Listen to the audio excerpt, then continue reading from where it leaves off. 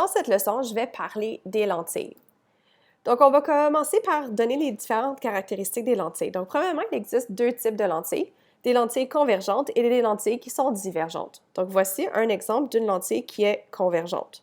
Maintenant, on dit que c'est une lentille convergente parce que quand tu as des rayons lumineux qui sont parallèles, donc voyez les rayons lumineux qui sont parallèles, qui frappent la lentille, le rayon lumineux va passer à travers la lentille qui est faite d'un matériel différent que l'air environnant et va donc être réfracté à travers les différentes interfaces. C'est-à-dire qu'il va y avoir une première réfraction qui va se faire ici, qui va faire diverger le rayon.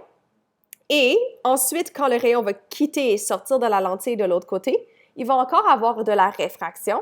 Et ça va faire en sorte que quand ces deux rayons parallèles vont passer à travers une lentille qui est convergente, ils vont être réfractés de telle sorte à ce qu'ils vont converger sur un même point.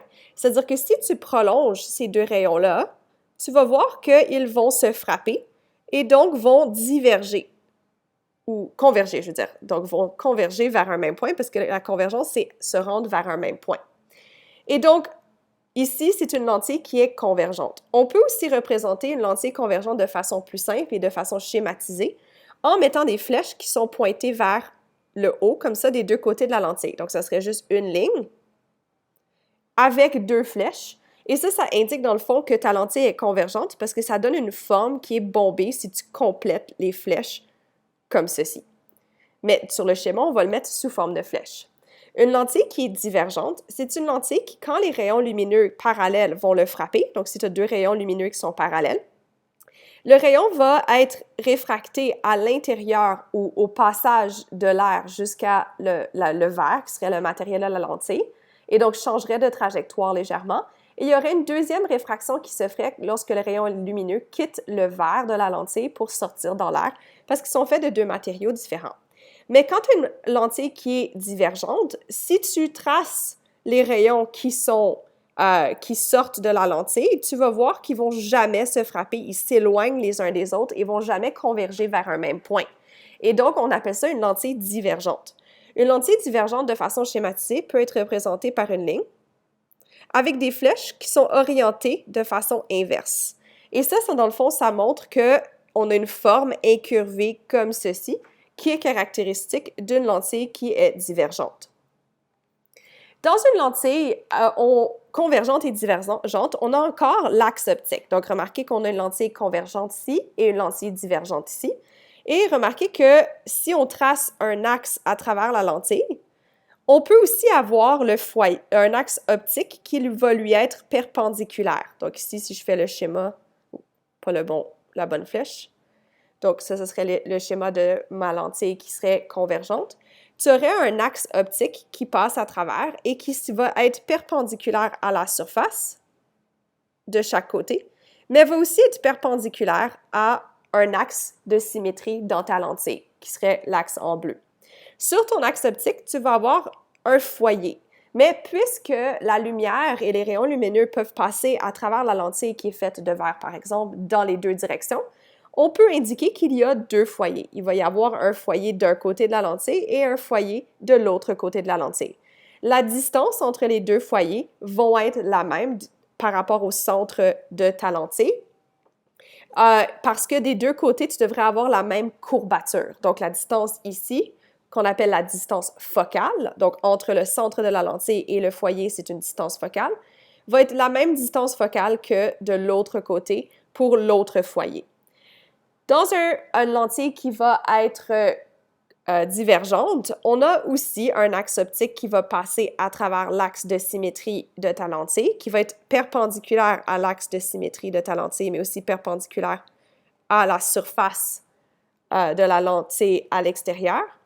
Et on va avoir aussi deux foyers qui peuvent être identifiés par le fait que les rayons qui sortent de la lentille peuvent converger vers un de ces foyers-ci, qui ici va être un foyer qui va être devant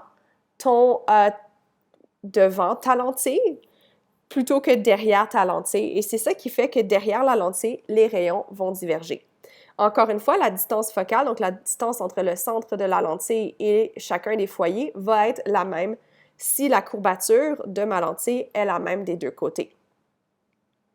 Maintenant, la position du foyer peut varier et ça va varier dépendant de deux facteurs. L'indice de réfraction, donc du matériel. La lentille est faite de quoi et quel est son indice de réfraction? Ça veut dire que si tu as une lentille qui va être faite de verre, ça va donner une distance focale, donc un foyer qui ne va pas être à la même distance qu'une lentille qui est faite de plastique, par exemple. Et ça va aussi dépendre de la courbature. Ça veut dire que si on a une petite courbature, on peut voir que le foyer va être plus loin. Et donc, plus qu'on augmente la courbature, plus que le foyer se rapproche du centre de la lentille, donc plus que la distance focale diminue. Donc, on voit que la distance entre le centre de la lentille et le foyer diminue, plus que la courbature augmente pour une lentille qui est convergente. Si on regarde avec la lentille divergente, on peut voir aussi la même chose. On peut voir que plus que la courbature augmente, plus que le foyer se rapproche du centre de la lentille, donc plus que la distance focale devient petite. Maintenant, on va voir comment tracer les images formées par des lentilles convergentes et des lentilles divergentes. Et pour faire ça, on a besoin donc d'une règle ou un logiciel informatique, c'est votre choix. Donc, ça peut être fait de papier, crayon ou ça peut être fait à l'aide d'un logiciel informatique. Mais c'est important que si c'est fait à la main, d'utiliser le matériel approprié. Et dans le fond, tout ce qu'on a besoin dans cette situation-ci, ça serait d'un crayon qu'on peut effacer et d'une règle. Maintenant, je vais vous montrer comment est-ce qu'on trace les diagrammes de rayons pour trouver l'image d'une lentille qui est convergente. Donc, premièrement, tu vas avoir un diagramme qui peut contenir une lentille qui est convergente ou ça peut juste être représenté par une flèche qui est pointée vers le haut ici et une flèche qui est pointée vers le bas ici. On va avoir un cas vraiment simple où tu as un objet qui se trouve en partie sur l'axe optique. Donc, dans cette situation-ci, une des choses qu'il faut faire, c'est qu'il faut tracer un premier rayon. Donc, ça, c'est le premier rayon à tracer. Le rayon qui va être tracé, ça va être un rayon qui va quitter un des points de l'objet, donc ici, l'autre extrémité de l'objet, et va être parallèle à l'axe optique. Donc, ici, ce rayon-là est parallèle à l'axe optique. Lorsqu'il va frapper l'axe de symétrie de ma lentille, donc ça va correspondre à ta lentille, il va être réfracté et va changer de trajectoire pour passer à travers le foyer qui se trouve derrière la lentille. Le deuxième rayon qu'il va falloir tracer ici, ça va être un rayon qui va partir du même point de l'objet et qui va passer par le centre de la lentille et donc l'intersection de l'axe de symétrie et de l'axe optique et ne sera pas réfracté, donc va continuer tout droit sans changer de trajectoire. Le dernier rayon qu'on va tracer, ça va être un troisième rayon qui, lui, va quitter le même point de l'objet et frapper, passer à travers le premier foyer, donc le foyer qui est devant la lentille, pour ensuite frapper la lentille, ou ici l'axe de symétrie de la lentille, et va être réfracté pour être parallèle à l'axe optique. Donc ici, cette droite-là va être parallèle à l'axe optique.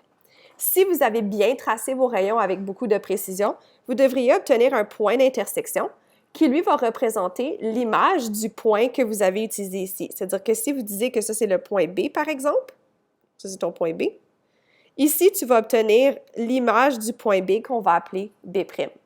Tu sais que le point A de ton objet est sur l'axe optique et donc, tu sais que ton point A de prime de ton image, de ton objet, va aussi se retrouver sur l'axe optique. Et ça va te permettre de dessiner l'image de cet objet.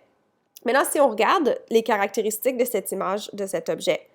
Donc, premièrement, c'est une image qui est réelle.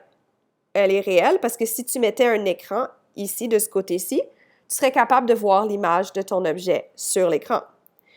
C'est une image qui va aussi être, ici, dans ce cas-ci, à la même distance que l'objet.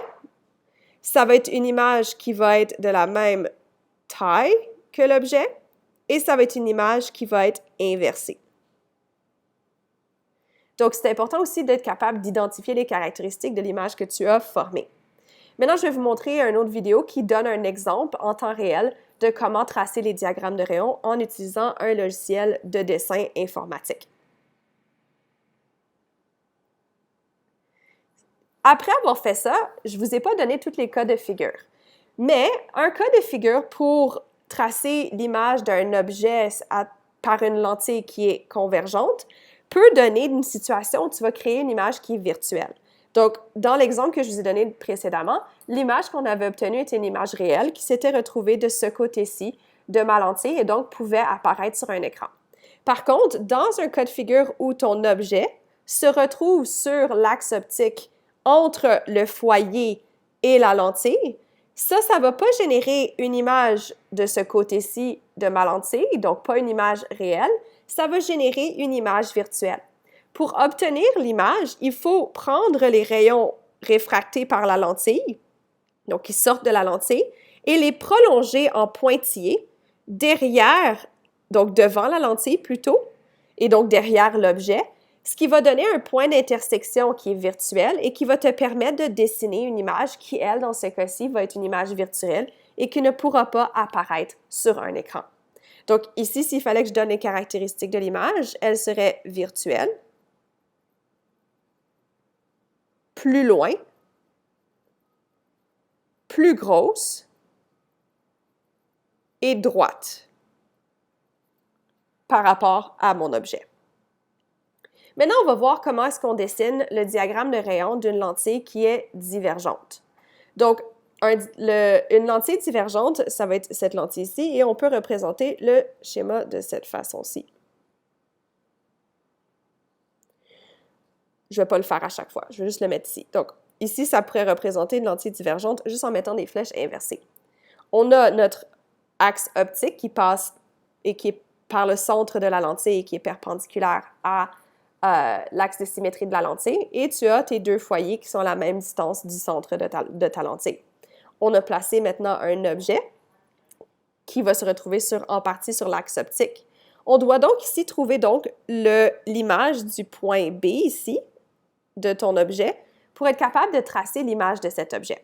On va tracer un premier rayon. Le premier rayon qui va être tracé va être parallèle à l'axe optique, et quand il frappe l'axe de symétrie de ta lentille, va être réfracté et va donc changer de trajectoire pour suivre une trajectoire qui passerait par le foyer principal qui se trouve ici. Donc ici, ce n'est pas une ligne pointillée qui est bien belle, mais vous voyez le principe. Ça doit passer par ce foyer-là pour pouvoir sortir de la lentille. Ensuite, on va dessiner un deuxième rayon. Et ce deuxième rayon-là, ça va être un rayon qui va passer par le centre de ma lentille et qui ne sera pas réfracté. Et donc, va avoir une trajectoire qui va être droite et qui ne va pas changer de direction. Le troisième rayon que l'on va tracer, celui-ci, c'est un rayon qui va suivre la trajectoire, qui va quitter le point B de mon objet ici, et va suivre la même trajectoire qu'un rayon qui frapperait le foyer. Mais quand il frappe la lentille, il va être réfracté et va changer de trajectoire pour être parallèle à l'axe optique. Et donc, en faisant ça, on ne peut pas voir d'image de ce côté-ci. Par contre, comme on a vu précédemment, on peut prendre les rayons réfractés et on peut, en pointillés, donner, comme les allonger devant la lentille. Et on peut, dans cette situation-là, obtenir un point d'intersection qui va être représenté ici. Donc, remarquez qu'on a prolongé les rayons qui sortent de la lentille, mais devant la lentille en pointillé. Et on voit qu'on a un point d'intersection, ce qui nous donne une très petite image. Dans ce cas-ci, l'image, elle est virtuelle. Parce que si on met un écran de ce côté-ci, on ne verra pas l'image parce qu'elle se forme devant la lentille. Ça va être une image qui va être plus proche de la lentille que l'objet, qui est plus petite que l'objet et qui est, c'est un peu la dernière caractéristique, et qui est droite. C'est ça. C'est une image qui est droite. Donc maintenant, je vais vous montrer une vidéo où je vais le faire en temps réel et je vais tracer chacun des rayons pour trouver l'image d'un objet d'une lentille qui est divergente.